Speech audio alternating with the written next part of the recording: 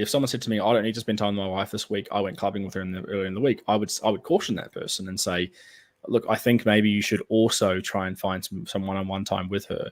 It's probably true that you guys had some good time together. However, I don't think you should rely upon that thing consistently or that thing at all when you do that thing for everybody. Because if you're not dedicating something special to her, then what are you dedicating to her? Your worship shouldn't just be a social experience. Yeah, I agree with that, but I don't think. I mean, who's making that case? I don't know. Are you arguing against just basically every modern evangelical makes that case? So if we get a modern evangelical in this chat, are you a modern evangelical? And if you are, would you be willing to come on to discuss your view on reverential worship? I think the StreamYard's full, man. You can't have anybody come on, but he could just tell you in the chat. Oh, I see. Okay, that's an issue. Hi, Martin. Thanks, mate.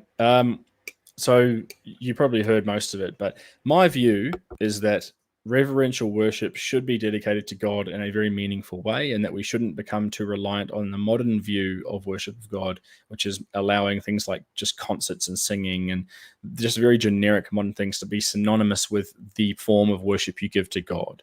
DannyBoy's view is that it doesn't necessarily invalidate the quality of that thing, and that it is probably the case that most evangelicals wouldn't even make that claim. I do believe that they do make that claim. I do believe it's a slippery slope that we're on currently, that modern evangelicals and a lot of very Americanized worship has lost its reverence and has just simply become one of many things that you do while you say Jesus or God, and it's lost all of its reverence behind it.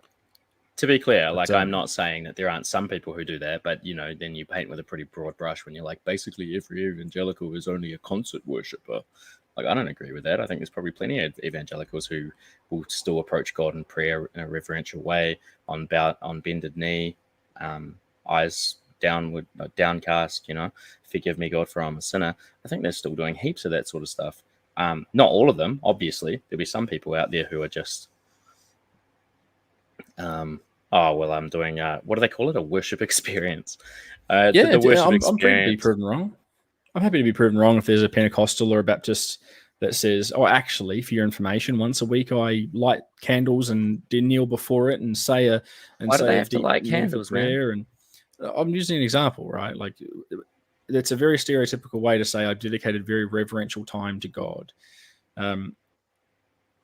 Because if they just say, well, yeah, I went to church, we sang, we danced, and that was all we did, how is that different to any other instance in which you turn music on and get your emotions high?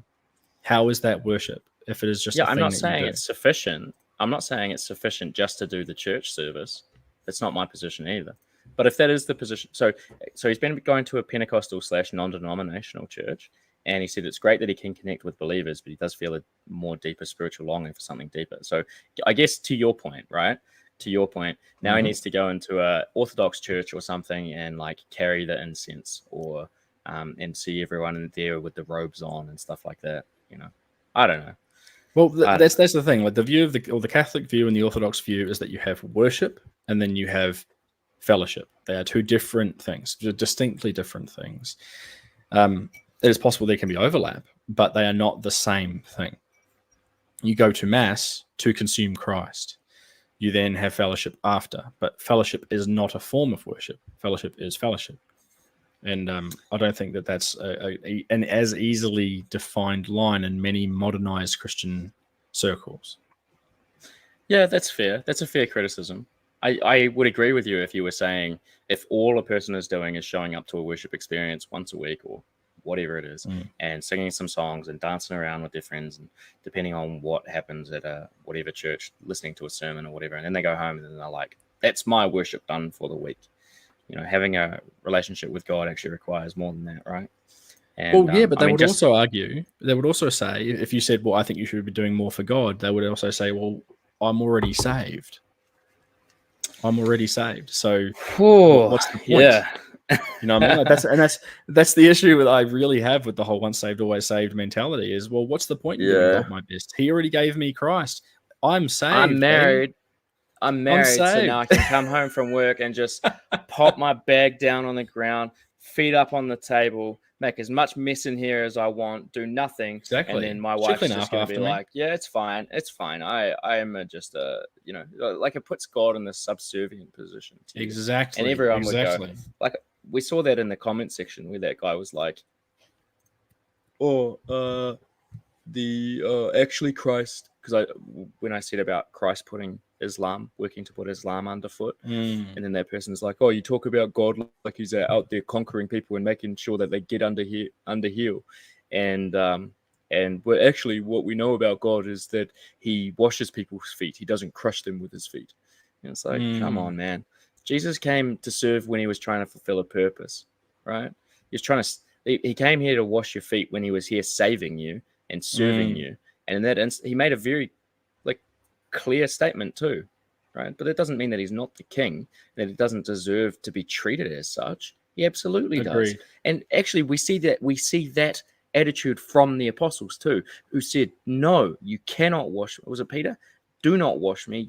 No way. I shouldn't be even, I'm not even clean enough to be around you, let alone have you wash my feet. But now these, people are just coming home, popping their bag down on the floor and feet up on the table and not treating God with any reverence at all. Yeah, that's disgusting too. It's terrible. Bad attitude. Thank you so much for listening. If you like what you heard and you want to hear more, be sure to check out the full live stream recording. Also, be sure to like and subscribe to the channel. The more support that we get, the more that we can support others who are ex or current cult members to work through their indoctrination and hopefully to approach faith honestly. As always, in the meantime, God bless. I'll see you in the next one.